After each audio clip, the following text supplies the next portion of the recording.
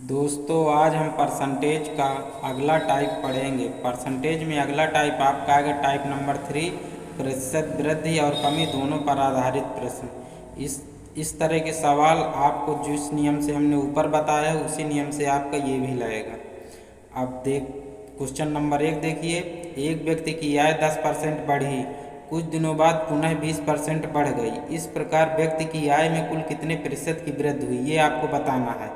तो इसमें आपको बताना है, तो आप देखिए, जैसे आपको लिखना है कि 10% बढ़ी तो 10% की आपको सबसे पहले फ्रैक्शन लिखना है। 10% की फ्रैक्शन आपकी होती है 1/10 और 20% की फ्रैक्शन लिखना है। 20% की फ्रैक्शन होती है आपकी 1/5।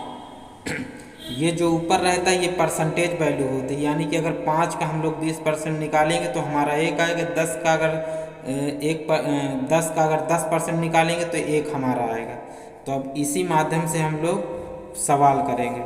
अब जैसे हमारी आय थी 10 रुपये पहले, फिर इसके बाद बढ़ गई तो एक की वृद्धि हुई तो हमारी 11 हो गई। अब इसमें कह रहा है फिर 20% बढ़ी तो हमारी आय थी 5 रुपये, तो इसमें एक की वृद्धि हुई तो हो गए 6 रुपये। अब इनको सॉल्व कर लो, इसका मल्टीप्लाई हो जाएगा, इसका मल्टीप्लाई हो जाएगा, तो 10×50 और 11×6 = 66। अब इसको आप छोटा भी कर लीजिए, 2 से काटेंगे तो ये आ जाएगा 25 और ये आ जाएगा आपका, इसको काटेंगे तो ये आ जाएगा आपका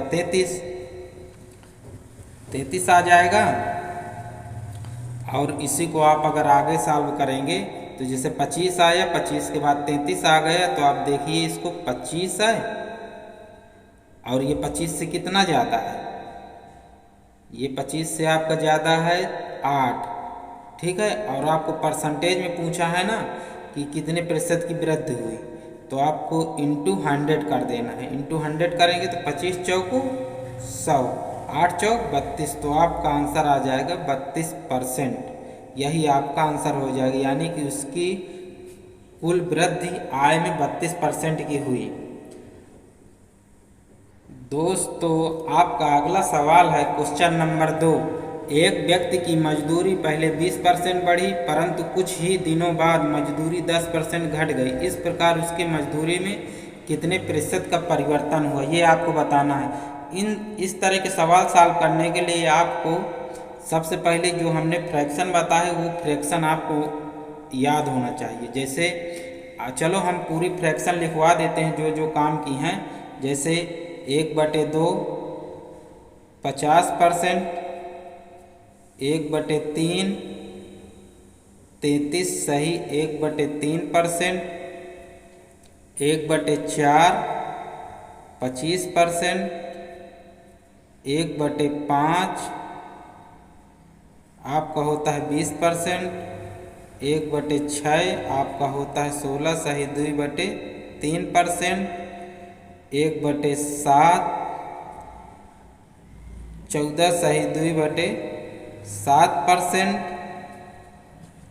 1/8 आपका होता है 1/8 आपका होता है 12.5%। फिर इसके बाद आप इधर लिख लीजिए। इन सब को आपको कॉपी पे नोट करना है, यही सबसे मेन है। अगर ये आपको आता है तो समझ लीजिए कि परसेंटेज इतना आसान है कि अब ना पूछिए। अब इसके बाद 1/9 आपका हो जाएगा 11 सही 1/9%, 1/10 आपका हो जाएगा 10%, 1/11 आपका हो जाएगा 9 सही 1/11%, 1/12 आपका हो जाएगा 8 सही 1/3%। इस तरह आपको लिखना है सब। और भी इसमें कुछ महत्वपूर्ण होती हैं, जैसे कि 1/20 आपसे पूछ ले कितना होता है, तो 1/20 होता है आपका 5%, 1/25 1/25 होता है आपका 4%। इस तरह आपको बताना है।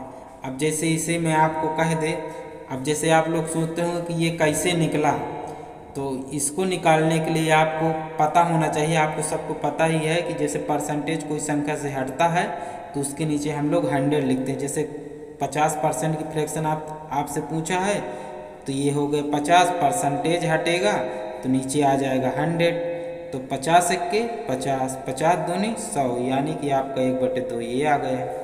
अब जैसे आपसे पूछता है 1/3, तो आपको पता होना चाहिए कि 1/3 पूछता है तो हमारा पता है कि 33 सही 1/3% होता है। तो देखो जब फ्रैक्शन को आप सॉल्व करोगे तो 33 तिर को 99, 99 1 100, 100/3। अब जब 100/3 आया आपका, परसेंटेज हटेगा तो 100 से मल्टीप्लाई होगा, तो आपका आ जाएगा 100/300। अब इसको आप काट दोगे तो बराबर आप 1/3 पा जाओगे, यानी कि 33 सही 1/3% की फ्रैक्शन आपकी हो जाएगी 1/3। अब जैसे दिया है 1/5% 20%, तो 20% अब बटे में 100 लिखेंगे, परसेंटेज हटेगा तो। अब 20 से काटेंगे तो 20 एक्के 20, 20 पंचे 100, बराबर आपका आ गए 1/5। यही आपका फ्रैक्शन निकल के आती है। अब इसी बेस पे हम लोग ये वाला सवाल करते हैं। जैसे एक व्यक्ति की आय 20% बढ़ी, 20% बढ़ी तो 20% बढ़ी तो 20% की फ्रैक्शन क्या होती है 1/5।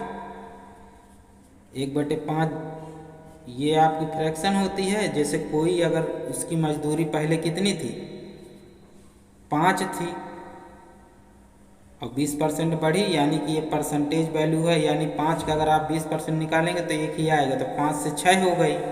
इसके बाद कह रहा है परंतु कुछ ही दिनों बाद मजदूरी 10% घट गई, इस प्रकार उसकी मजदूरी में कितने प्रतिशत का परिवर्तन हुआ।